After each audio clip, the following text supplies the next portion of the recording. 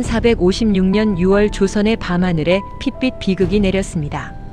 성산문 박팽년 하위지 이계 유성원 유흥부. 이들은 단종 보기를 꾀하다 발각되어 참혹한 죽음을 맞이했습니다. 역사는 이들을 사육신이라 부릅니다. 하지만 죽음으로 충절을 증명한 이들 외에 또 다른 방식으로 절개를 지킨 이들이 있었습니다. 세조의 즉위를 끝까지 인정하지 않고 평생 벼슬길에 나아가지 않은 6명의 신하. 이들을 생육신이라 부릅니다. 오늘은 살아남아 절개를 지킨 이들의 이야기를 들려드리겠습니다. 사육신과 생육신의 차이. 사육신은 죽음으로 저항했습니다. 1456년 단종의 보기를 꾀하다 발각되어 끔찍한 고문 끝에 처형당했습니다. 반면 생육신은 다른 방식을 택했습니다.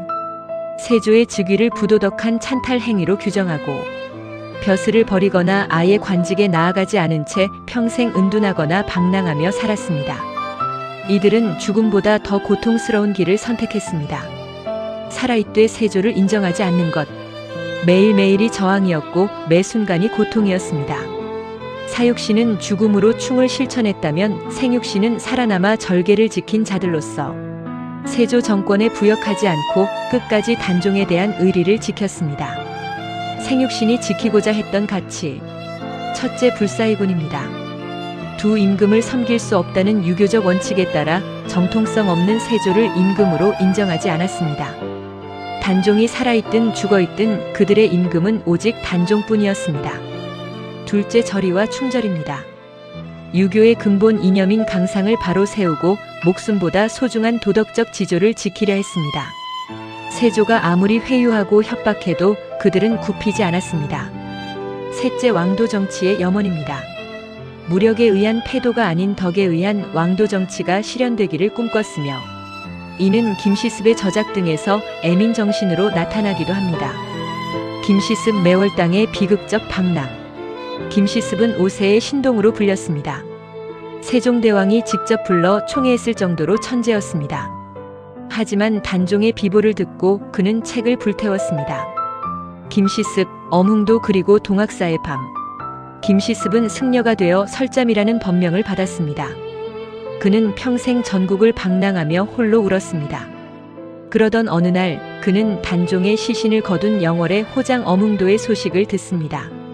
서슬 퍼런 세조의 서슬 아래 아무도 돌보지 않던 임금의 시신을 거둔 엄흥도의 충절에 감동한 김시습은 공주 동학사에 제단을 세웠습니다.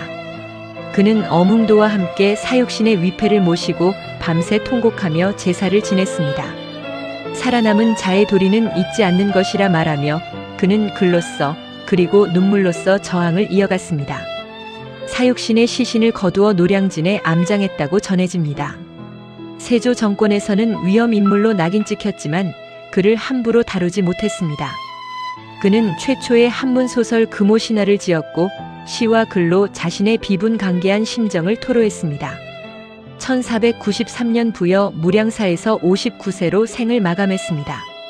죽는 순간까지 김시습의 마음속 임금은 단종이었습니다. 30년간 문 밖을 나오지 않은 남자 이맹전. 이맹전은 계유정난 이후 고향 선산으로 내려갔습니다. 그리고 귀머거리와 소경 핑계를 대며 30여 년간 문 밖을 나오지 않았습니다. 친한 친구조차 만나지 않았습니다. 그는 단종이 죽은 영월 쪽을 향해 앉아 지냈습니다. 매일 그 방향을 바라보며 눈물을 흘렸습니다. 90여 세까지 살면서 단 한 번도 세조를 임금으로 인정하지 않았습니다.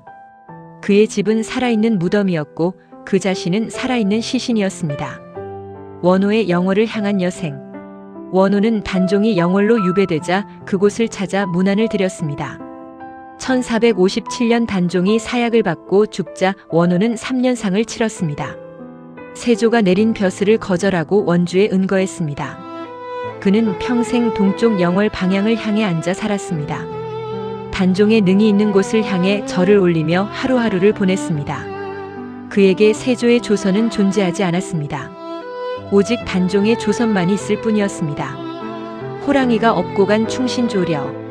조려는 세조의 왕위 찬탈 이후 고향 함안으로 낙향했습니다. 낚시와 독서로 소일하며 스스로를 어개처사라 불렀습니다.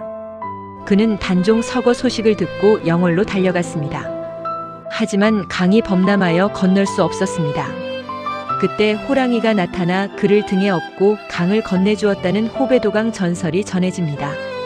이는 그의 충절이 하늘과 땅을 감동시켰다는 의미입니다.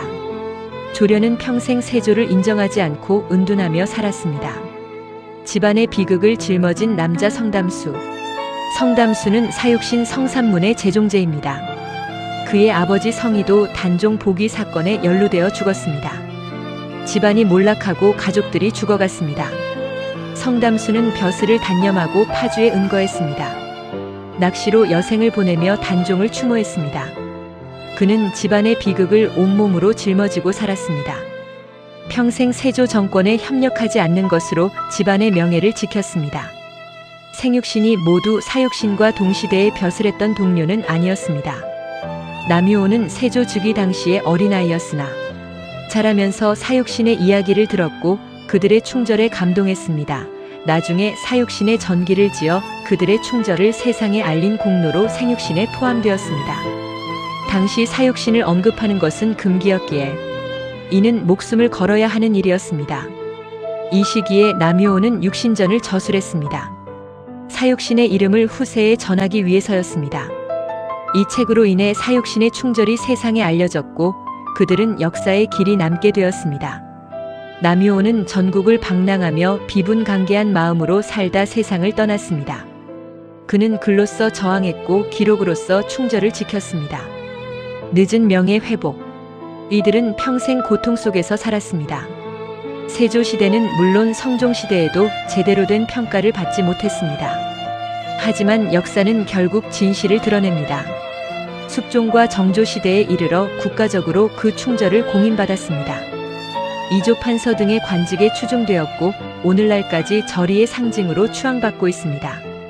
생육신은 죽음보다 더 고통스러운 길을 택했습니다.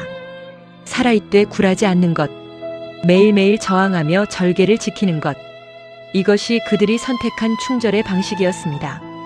사육신이 죽음으로 빛났다면 생육신은 삶으로 빛났습니다. 여러분은 생육신의 삶을 어떻게 생각하시나요?